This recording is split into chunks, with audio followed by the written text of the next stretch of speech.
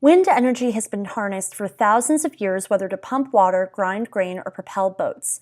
It wasn't until the 19th century when ambitious entrepreneurs, physicists, and engineers designed the first wind turbines to generate electricity. The first turbines were erected in Scotland and France, followed by the US, but the most notable experiments occurred in Denmark, where Poulacre experimented with blade size and developed wind tunnels to help test turbine efficiency. Today, the basic look of commercial-sized wind turbines has not really changed. What is exciting in the field of clean energy are the new developments with micro wind turbines and the way we use wind. Whether it's to power an office park in the middle of a suburban landscape or a campsite in one of the most remote places on Earth, we have options to go off-grid and generate energy with no carbon emissions. Reasons to harness wind energy range from our ability to remain resilient from natural disasters and immune from political uprisings, to reversing climate change and the environmental damages caused by the fossil fuel industry. In 1973, when members of OPEC proclaimed an oil embargo, the rest of the world was not ready to deal with a $9 jump in oil prices overnight. For 6 months, oil shortages were mitigated with oil rationing, leaving consumers waiting in long lines to fill up their tanks. This clear dependency created a renewed interest in alternative energy sources and inspired students at the Turbines school in Denmark to construct and install their very own wind turbine. This confident display and execution was a historic act which sent a message to the Danish government that wind is democratic, and if the government wouldn't act, the people rightly would. Wind farms are adapted to a public and more formal infrastructure model, as large offshore wind projects, as well as wind farms in the Midwest, need greater community buy-in, investment, and strategic execution in order to be viable. They attach directly to the electrical grid and are meant to power thousands of homes. On the other hand, micro-wind turbines function more in the private realm and are used to power single residencies, the common areas of apartment buildings, small farms, and tracts of land. Approximately 30 states participate in net metering, which allows single-use owners to sell back their unused electricity. A standard 40 kilowatt-hour micro-wind turbine could fulfill a single home's energy needs based on average usage of 888 kilowatt-hours per month. Small wind turbines are defined as having a capacity rating of 100 kilowatt-hours or less. This hybrid solar micro-wind turbine that Ford installed at some of its dealerships can generate enough power to charge a Ford Focus Electric 870 times annually and is not locked into the grid. Likewise, this smart tower installed at Harried's headquarters, an electric company in Europe, displays how much power it's generating in digital format around the casing, a great way to market themselves and catch the attention of passers-by. Large wind turbine projects have been the subject of heated legal debates, especially off the coast of Cape Cod, Massachusetts.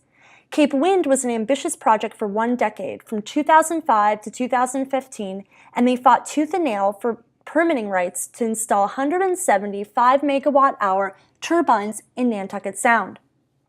Cape Wind had to prove that they only needed permits from the U.S. government and not the state of Massachusetts. It was finally granted by the Army Corps of Engineers, but nonprofit advocacy groups, including one funded by the Koch brothers, successfully drove out Cape Wind, citing environmental issues, including harm to local fisheries and bird populations. Supporters of Cape Wind believe the real reason behind the opposition was due to a fear of depressed property values and tourism, which they could blame on the wind turbines. Micro-wind turbines are usually erected from the bottom up, but what if state and federally sponsored projects, such as these wind-powered light posts in Britain and others in China, could lead to easier installation and community buy-in? Unlike large-scale turbines, small wind turbines afford designers the opportunity to integrate the blade design into current energy systems. While these do not generate enough electricity to power an entire community, these microturbines could be helpful in situations like Hurricane Sandy, when most streets were blacked out due to the submerged generators and power stations downtown.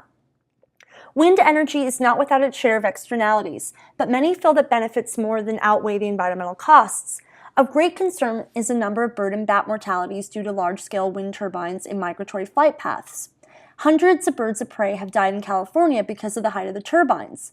Alternatively, small wind turbines do not contribute to bird deaths in such great numbers. Rather, small wind turbines have been known to cause auditory and visual nuisances. Yet there are new microturbine designs that are utilizing smaller footprints and visually attractive elements, such as the case with New Wind's tree turbine, where you can barely tell the difference in the landscape because its small plastic turbine parts, which they call aeroleafs, are meant to look like leaves on a tree. Again, the electrical output is not more than 3.1 kilowatt hours, but a bunch of new wind trees could generate enough electricity to power road medians or small parks. Current policies in the United States allow homeowners and small businesses the ability to collect $3,000 tax credits on small wind turbine purchases and installations. Around 24 microturbines have been approved by the American Wind Association, and in order to receive credits, the owner must use a certified installer. States might have different requirements, as New York State has its own list of certified microturbines, but also allows larger credits to be collected, up to $1 million if the customer is connected to the electrical grid. Minnesota allows tax exemption for wind energy systems and on any materials used to manufacture, install, construct, repair, or replace wind turbines.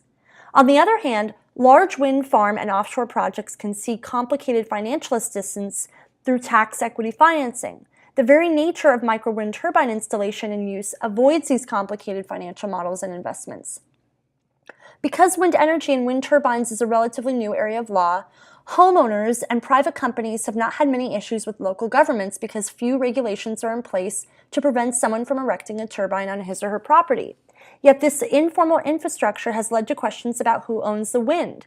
There is no precedent in wind cases, so courts in Texas have used oil and gas lease cases to determine who owns the right to the wind and who can collect money for the sale of the wind.